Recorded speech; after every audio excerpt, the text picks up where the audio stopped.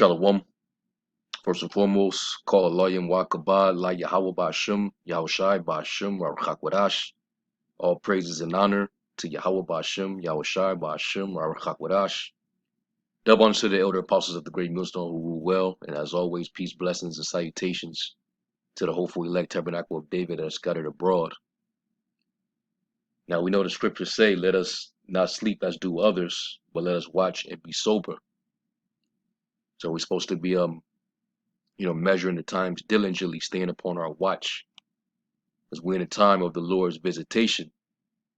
The Lord said that he would bring plagues and pestilences and destruction to this world. He said, woe to the world and them that dwell therein. We know the Lord is angry. The wickedness is truly increased. It's a lot of evil, a lot of corruption, a lot of tyranny. Things are out of order. We see that the earth is languishing and fading away due to the inhabitants of this world, the rulers of this world. So this world is passing away slowly but surely. So we definitely have to watch for the tokens. All right, and real quick, let me get 2nd Ezra 9.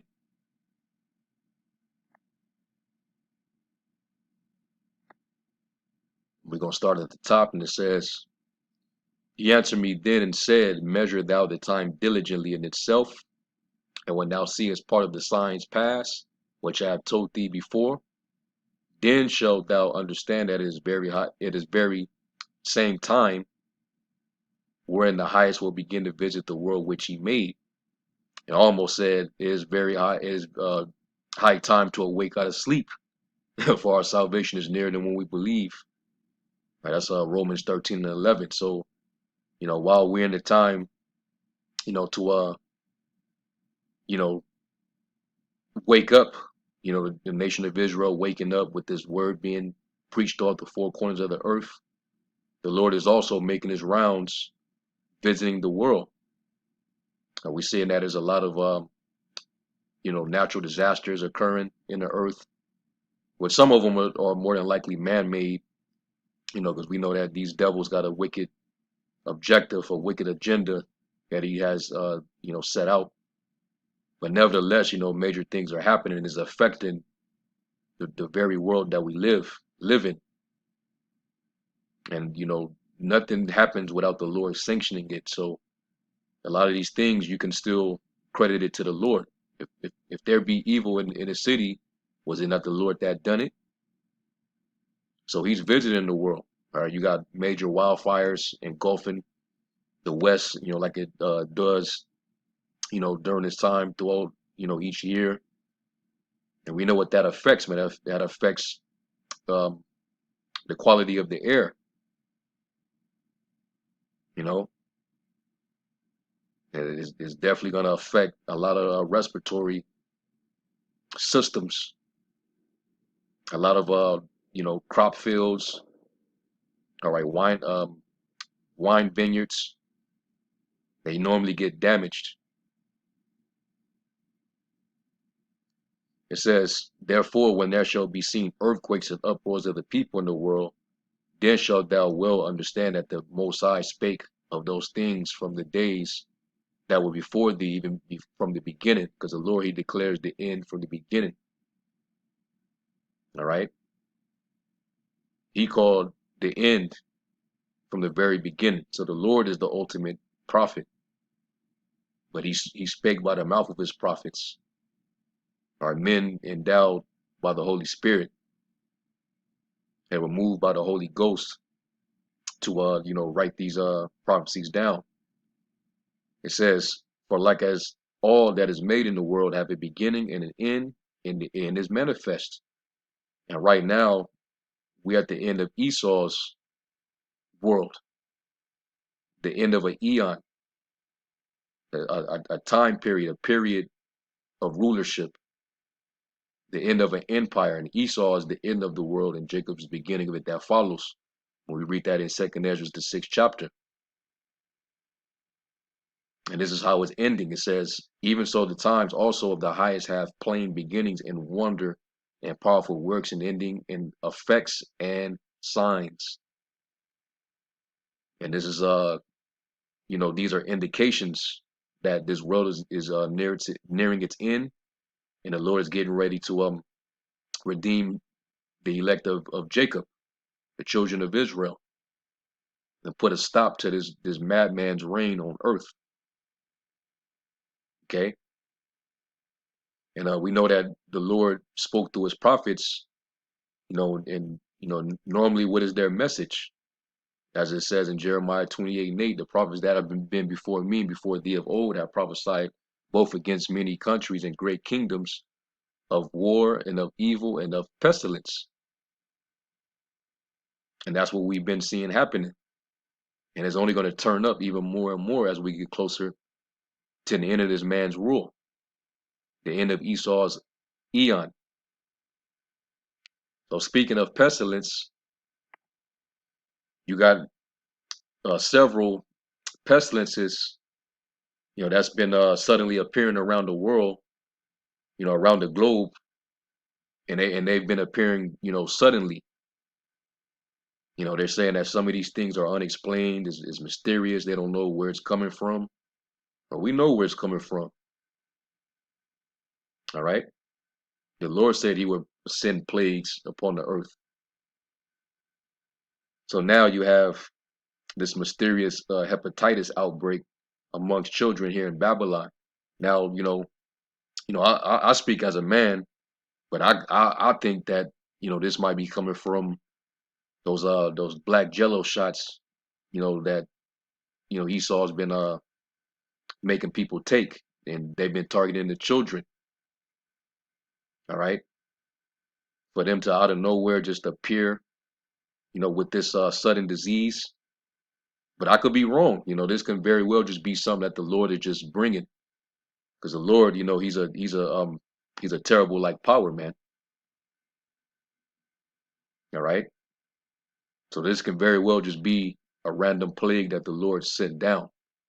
So this is one of the clips right here, and I'm gonna play it, and then I'm gonna play these other clips. And this is a worldwide event. All these different pestilences that I'm gonna play in these news segments is happening in different places of the world. So these are all the signs that this world is nearing its end, and it's only going to get worse from here on out. All right, as it is written, you know, um, the world's going to basically travail like a woman in labor. These are basically birth pains. Right, we're in the beginning of sorrows, and it's going to lead us into the time of trouble, tribulation. Such as there never been a nation. So without further ado, let me play this segment. A mysterious hepatitis outbreak is sending kids to the hospital, killing at least one child, according to health officials. The majority of infections popping up in the UK, while here in the States, 2 have been recorded in North Carolina and another 9 in Alabama. And the main reason the concern is high is because 1 is children, and 2, the source is unknown. Hepatitis refers to inflammation of the liver and can cause vomiting, abdominal pain, diarrhea, and a key indicator, jaundice. So far, the World Health Organization has tallied 169 cases among mostly healthy kids, 10% needing liver transplants. Experts say the overall number of hepatitis cases is relatively small, but the circumstances are unusual. Nearly half of the hepatitis patients tested positive for adenovirus, which is commonly linked with colds. Dr. Helena Gutierrez was one of the first people to notice the concerning trend in Alabama. When the first case came up showing that it was adenovirus, we said, all right, this is odd. We routinely don't see it again in a healthy kid. So I think by the time we got the third, we said, wait, this is different. The CDC is urging providers to be on the lookout for hepatitis in kids, and for parents, Not a time to panic, not a time to be overly concerned, but just keep an eye on your child. If you have any issues or any questions, simply talk to your doctor. The unexplained outbreak compounding concerns amid the pandemic. Emily Ikeda, NBC News, New York. And there's nothing these physicians of no value can do. All right, doctor means falsified. They ain't got nothing for you. All they're gonna try to do is get you to treat it with their, pharmaceutical drugs, which is basically their sorcery. They ain't got nothing for them children, man. But the Lord is bringing that evil, man. He's going to make you people suffer. And it even says in the prophecy, woe be to Babylon and Asia, Egypt, Syria, and it tells you to gird up yourselves with cloth and sack. Basically mourn. Let me find it. I think it's in 16. Yeah, 2nd Ezra 16:1. It says, "Woe be unto thee, Babylon," and we're in Babylon, and Asia. "Woe be unto thee, Egypt and Syria. Gird up yourselves with cloths of sack and hair. Bewail your children." Mourn your children, because hey, they got a hefty future to look forward to, man. All right, it's not looking too bright. All right, it's not looking too optimistic. All right, it's going to be very troublesome. All right, because they're coming into the world where we're in a time of trouble, where calamities are being brought. All right, a lot of mysteries. It's like a lot of miseries are happening because you people are proud, and you still have yet to acknowledge the Most High, Yahweh. So you're going to feel his wrath, man. It says, "And be sorry, for your destruction is at hand." All right, so even the children are going to catch it. All right, so you got the mysterious hepatitis outbreak. You got the liver disease, a rare liver disease outbreak happening to the children. And they saying it's a mystery. But we going to see, because I wouldn't put it past Esau doing some evil shit and him being responsible. Either way, that still goes back to the Most High, because Esau is the sword of the Most High. Okay, so let's go from there. Let's go to this new Japanese virus. I believe this is in Australia.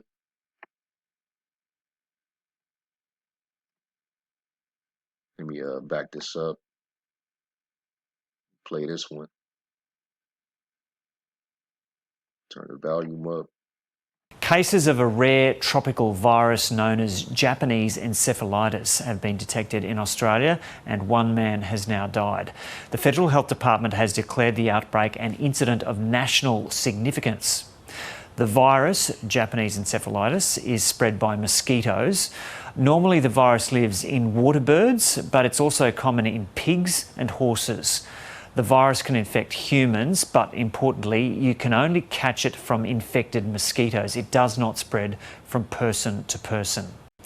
You also can't catch it from eating pork, but pigs are an early warning for the virus. That's because if pigs get infected, they tend to get a lot of the virus in their blood and can infect mosquitoes feeding on them.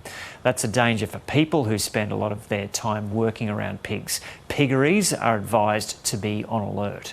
Any reproductive loss or any signs of fever in their pigs. In horses, they should be looking out for any signs of encephalopathy, so any signs of confusion, dizziness, muscle weakness, loss of direction.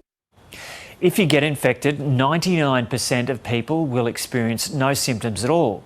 For those who do get symptoms, they can include a sudden onset of fever, headaches and nausea. In serious cases, it can lead to swelling of the brain and can be deadly. Of those who do develop serious symptoms, the fatality rate is around 25 to 30%. The virus has only been previously detected in Australia's northern tip, and no one is sure how it made it onto our shores again. There are 7 serious cases in Australia and 1 person has died in Victoria. Cases in pigs have also been picked up in the southeast. The government has acknowledged climate change is playing a part, with birds changing their flight paths to come further south, bringing the virus with them. So we've got to understand that these changing climate also brings some of the risks with it, and that brings risks that, particularly in southern parts of Australia, we haven't seen before. We should be concerned about this, but not alarmed. We need to be vigilant. The best way to protect yourself is avoid getting bitten by mosquitoes. Insect repellent is advised, so is wearing long sleeves and pants, and staying away from areas which attract mosquitoes, like stagnant bodies of water. With devastating flooding along parts of the east coast of Australia, that may prove more difficult than usual. So that's another one. All right. So let's go to the Congo, and guess what's back?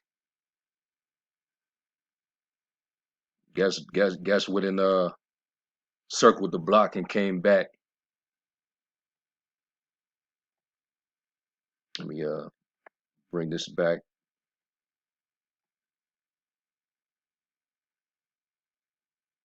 Organization has confirmed that a second Ebola patient has died in northwestern Democratic Republic of Congo. The victim, a 25-year-old woman, was the sister-in-law to the first case. The first patient began showing symptoms on April the 5th, but failed to seek treatment for over a week. He died in an Ebola treatment center a week later. WHO says at least 145 people had come into contact with the confirmed cases, and their health is being closely monitored. According to the National Institute of Biomedical Research, genetic testing has shown the infection confirmed last week in the city of Mbandaka was a new spillover event. This meant it was transmitted by an infected animal and is not linked to any previous outbreaks. The country has seen 13 previous outbreaks of Ebola, including one from 2018 to 2020 that claimed the lives of nearly 2,300 people. Also, over the weekend, health authorities in the Democratic Republic of the Congo declared an outbreak of Ebola after a case was confirmed in Bandaka, a city in the northwestern Equator province of DRC. A second case was confirmed today in a relative of the first patient. Unfortunately, both patients have died. WHO is supporting the government to scale up testing, contact tracing, and public health measures. Stockpiles of Ebola vaccines in Goma and Kinshasa are now being transported to Bandaka so that vaccination can start. Of course, any opportunity to put that poison out, that poison out. But let me X this out because I hate that autoplay shit. But anyway, you see what's going on, and so the Ebola then came right back. And they say a couple people then died already. And we know, you know, dealing with these different diseases, you know, it really it takes nothing for it to become, you know, big, because it can start small, but we know that it can actually um the outbreak can go global in the blink of an eye, you know. So hey, the Lord is turning things up, man. And he's sending evil from nation to nation, all right, worldwide. All right, so that's why it says, "Woe to the world and them that dwell therein." Okay, the Lord sending pestilences worldwide, and it shows you that the word is true. You got people that's trying to talk about banning the Bible, but you cannot ignore the accuracy of these prophecies in the Bible. You can't do it. This Bible is the word in it. The words in this book is living. Okay, you're under subjection of the word in this book. So let me get real quick Matthew 24 and verse 7,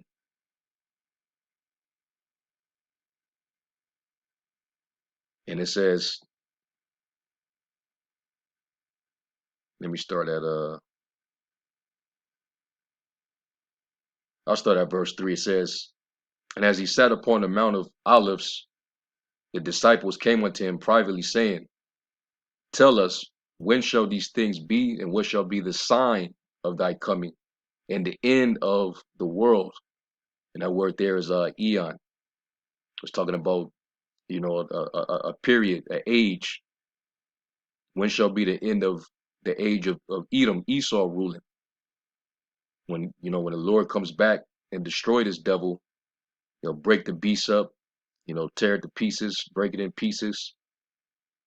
The world of Jacob is going to begin, and it's going to be an everlasting world, a world without end. All right.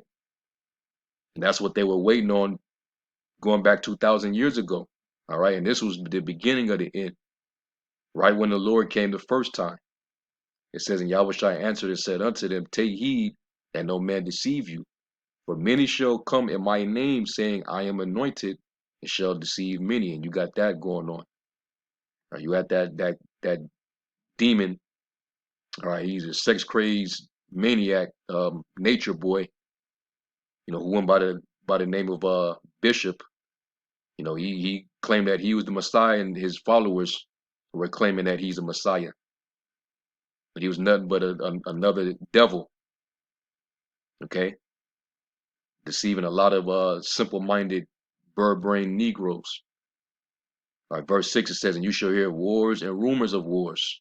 All right, Russia, Ukraine, uh, the U.S., trying to provoke China, sending naval ships over by Taiwan. You just had that recently happen. You got Russia, basically saying they're threatening a nuclear war if anybody intervene in their situation with Ukraine. They're already telling the West to stop sending them weapons. You got the proxies that the media is not really talking about between Iran and Israel. A lot of stuff is happening. That's why you got to stay on your watch and keep your eyes open. Be sober and be vigilant. It says, see that you be not troubled, for all these things must come to pass, but the end is not yet. For nation shall rise against nation, and kingdom against kingdom, and there shall be famines. All right, food scarcity. And we see it with the inflation. All right, the fact that they're destroying, and they're deliberately doing it. They're just destroying all these food processing plants, all over the country. They're trying to act like it's something mysteriously happening. No, they're doing this. It's going to be an engineered famine to starve these people out, to get them to surrender to the NWO. That's all it is. But either way, a famine is a famine, whether it's engineered or not. Okay. And then with all these weather patterns, whether it's Esau using his weather modification technology, or whether the Lord, which really that's the Lord doing it on the left hand side, that's also causing damage to your food supply. So yeah, famines is definitely imminent, and that's why several food items, the prices is going through the roof. So people gonna get to the point where they just gonna start just going, barging into these grocery markets and just taking. Jake already doing it in Cali in the West. They just going and taking shit. But you're gonna start to see that behavior become a trend all over the country. Just wait till that hunger starts to increase. It says, and pestilences, and this is what we're covering in this lesson. There's, several pestilences, that are just appearing, suddenly. All right, let's look up that word pestilences. Showing that there's going to be several, not just a disease, it's going to be several diseases.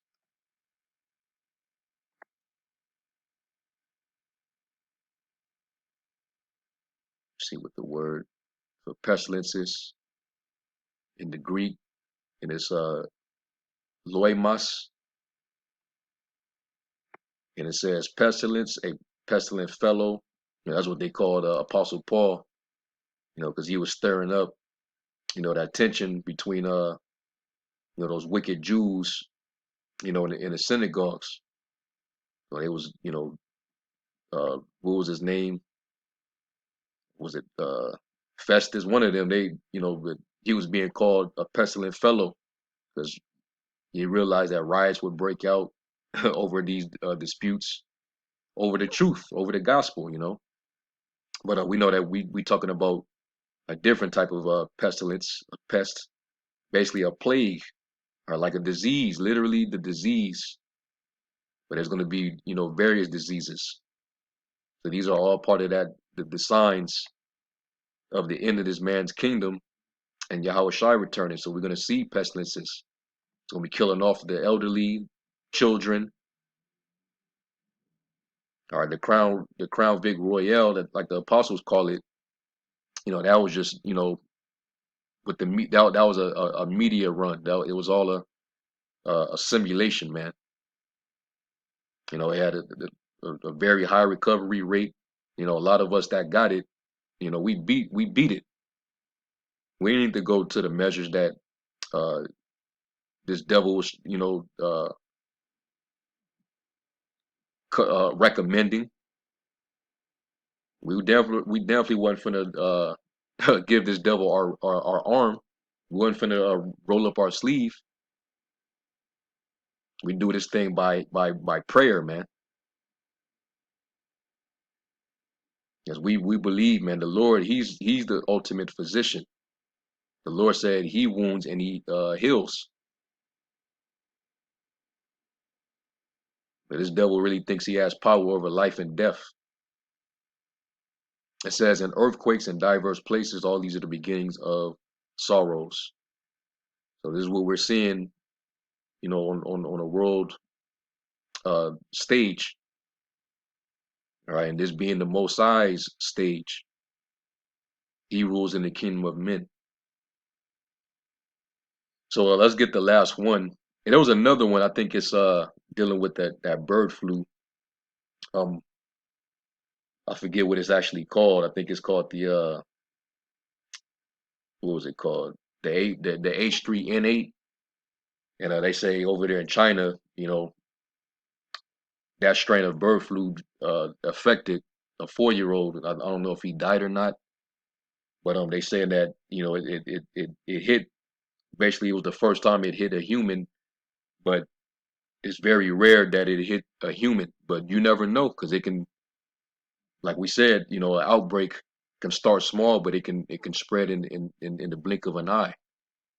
All right, but right now it's targeting. They saying, all the fowls and whatnot. These are all just random plagues, man. All right, let's go over here real quick. 2nd Ezra 16 and verse 5. It says, "Plagues are sent unto you, and what is he that may drive them away? Can't nobody drive them away."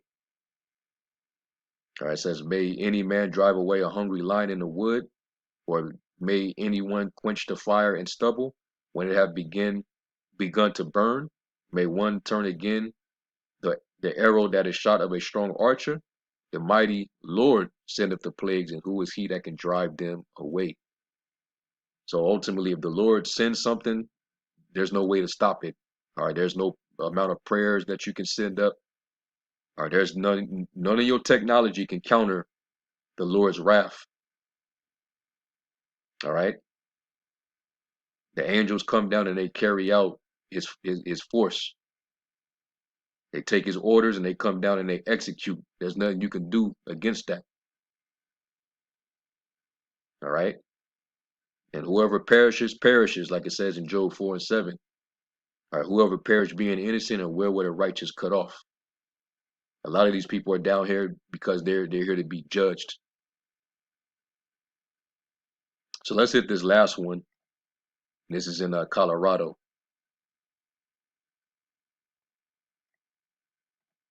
We begin tonight with a troubling development in the federal government's controversial roundup of Colorado's wild horses. We have learned 67 of those horses have died from an unknown illness. The horses are from 2 herds roaming in northwestern Colorado. They were captured by the Bureau of Land Management during large-scale roundups last year. More than 1,100 horses were captured, 684 from the San Wash Basin, another 457 in the area of West Douglas. The BLM says the land can no longer sustain those animals. Alan Janae has been following this new development Development Force joins us now. And Alan, you talked with the BLM tonight. Well, Karen, these horses affected are among 2,500 at the Canyon City Wild Horse and Burro facility. The West Douglas area is west of Meeker, described as a pretty rough place for horses. The San Wash Basin is north of that, northwest Colorado. Now, the horses began to show signs of illness late last week, and the decline is rapid. They've run wild and free, but here in pens at the state prison where inmates care for them, the horses in captivity are struggling. We don't really know what it is yet. The Bureau of Land Management says the disease broke out among horses that have been there since they were brought in late last summer. It has respiratory and neurological effects. Trouble with breathing seems to be one of the initial symptoms that we observe, and some of the relatively quick onset and then death of these horses seems to be tied in with their nervous system. Veterinarians are gathering blood and tissue samples and doing necropsies on horses lost. The whole concept of collecting wild horses has generated opposition among some for years, and critics are piping up. The bigger picture is if there weren't roundups, they wouldn't have the confinement and we wouldn't have this contagion. Is there any indication that placing these Mustangs into common areas has led to this disease? It's certainly safe to say that when you congregate horses, just like people, there's greater chances of infection spreading in those congregated groups. So that's absolutely the case. The BLM is isolating horses that may have been exposed from other corrals and has canceled planned adoptions, while the disease remains a mystery. We just hope to get a handle on it as soon as possible.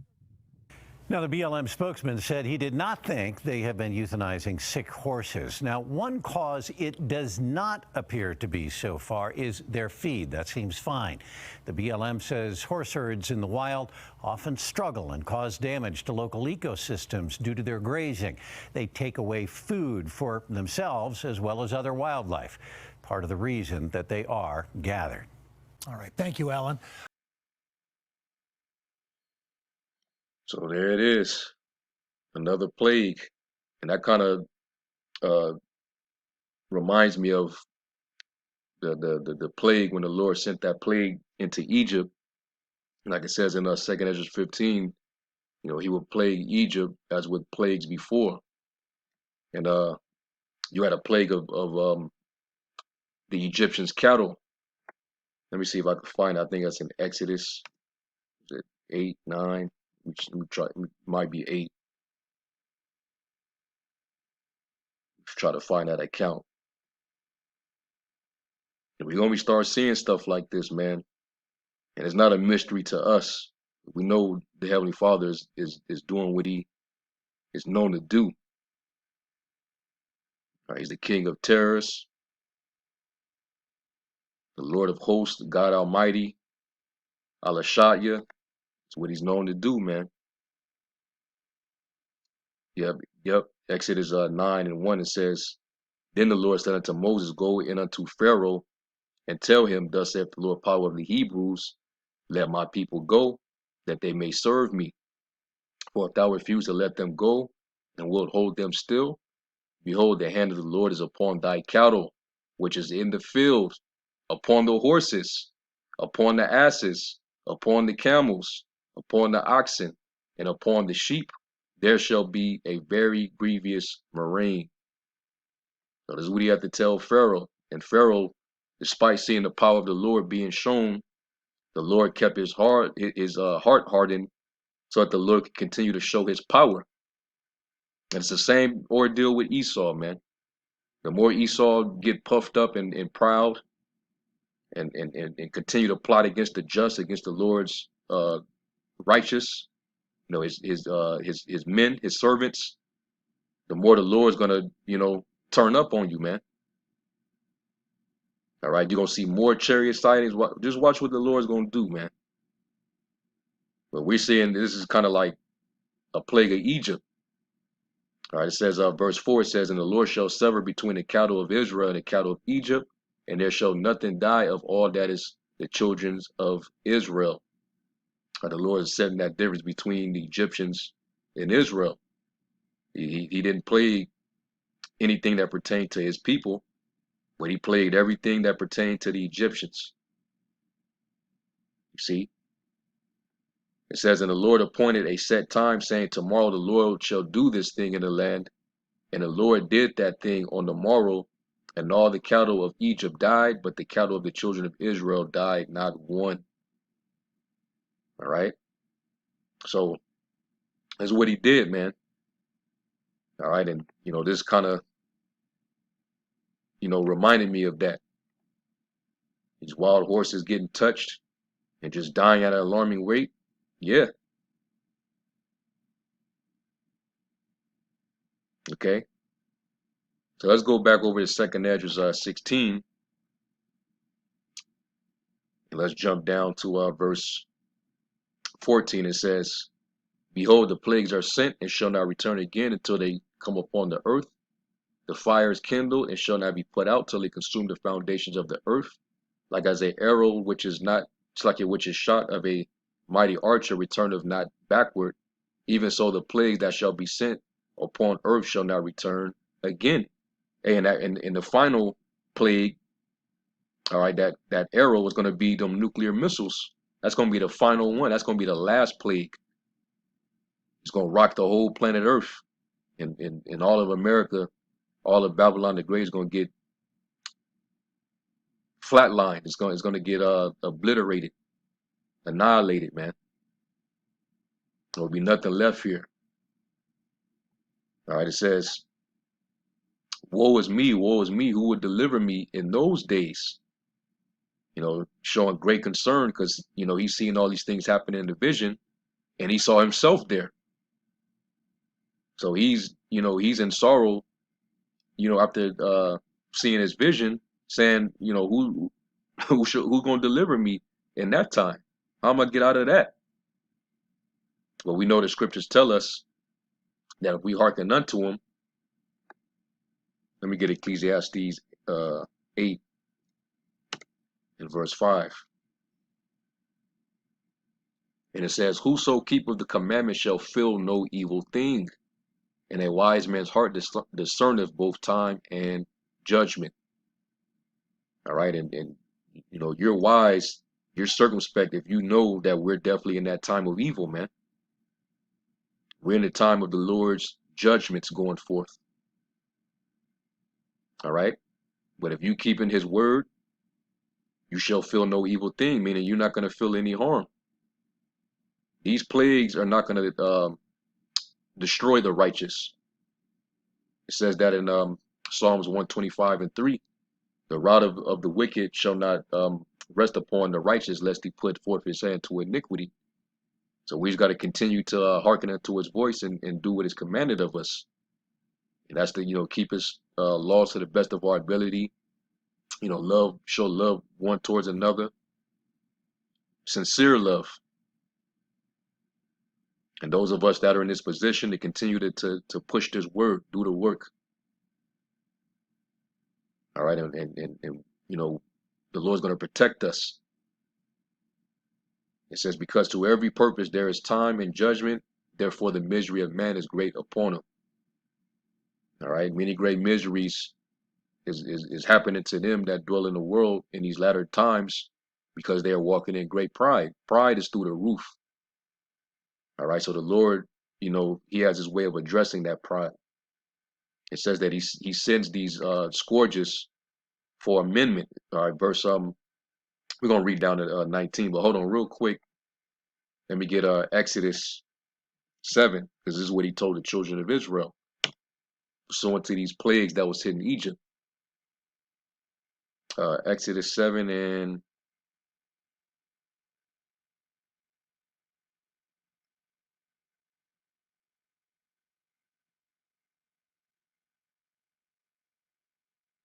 let me see.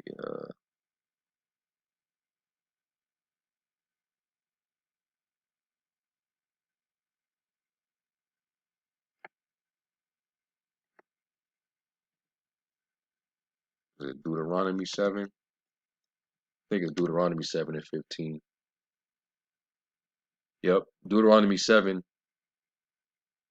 and 15. It says, And the Lord will take away from thee all sickness, and will put none of the evil diseases of Egypt, which thou knowest, upon thee, but will lay them upon all them that hate thee. All right. So the Lord is saying, if you hearken unto me and don't do the things that the heathens are doing, and worship him and keep the covenant, then I'll make sure that none of these plagues that plague Egypt, these diseases, I'll make sure it doesn't touch you. But we know, according to the curses, the Lord would, plague our people with it, because they didn't hearken unto the Lord. They broke the covenant. And now we're seeing the Lord is laying these diseases upon these heathen nations worldwide. All right.